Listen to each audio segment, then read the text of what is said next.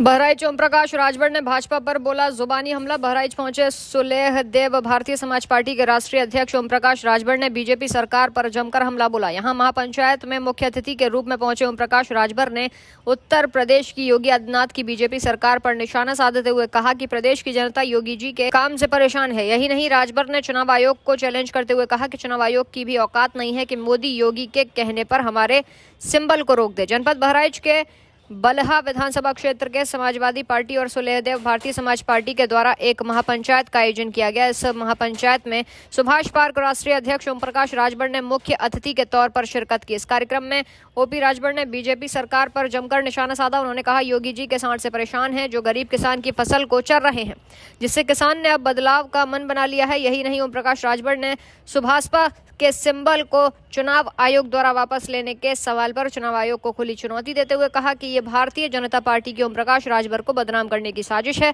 उन्होंने कहा कि ये मोदी जी नहीं, योगी जी नहीं, किसी की मां ने इतना दूध नहीं पिलाया कि हमारे सिंबल को रोक दे। यही नहीं, ओम प्रकाश राजभर ने चुनाव आयोग को चैलेंज करते हुए कहा कि मैं चैलेंज देता हूं कि मोदी योगी तेरे कहने पर चुनाव आयोग की भी औकात नहीं कि हमारे सिंबल को रोक दे।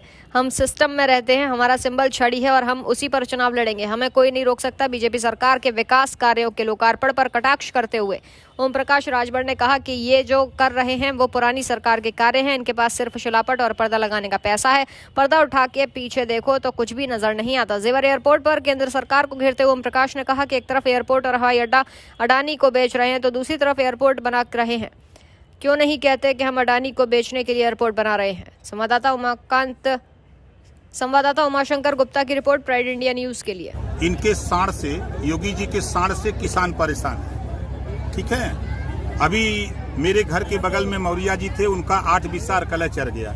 हमको फोन करके हमको डांट रहे हैं। तो हमने कहा कि पिछली बार वोट किसको दिया था, कहाँ भाजपा को। हमके इस बार कहाँ डंडा लेके दौड़ाएंगे। इस बार अगर आ गए, हमारा 8 बिस्सा कल चढ़ गए, हम बच्चों की फीस कैसे देंगे। इन्होंने वादा किया था कि सबका साथ सबका विकास होगा, लेकिन आज कोई पत्रकार सही बात दिखा दिया रहा तो उसके ऊपर मुकदमा। पत्रकार चौथा स्तंभ होता है, सरकार की कमियों को उजागर करता कि कमी इसको ठीक करो, लेकिन उसी के खिलाफ सैकड़ों पत्रकारों को मुकदमा लिख दिया। कोई नेता सही बात बोला तो उसको जो है मुकदमा लिख दिया।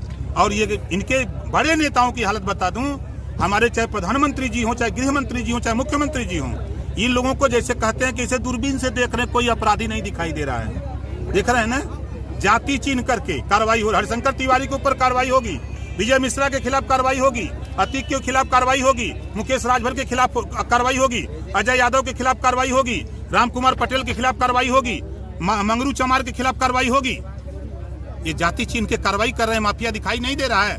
और हमारे गृह मंत्री के मंच पर अजय मिश्रा टेनी बैठा हुआ, जिसके ऊपर 302 के जमानत करा करके है, 120 में मुकदमा लिखा हुआ है, और किसानों के ऊपर गाड़ी चढ़ा करके 4 किसानों की हत्या कर दिए, और उसी में एक पत्रकार की हत्या हो गई।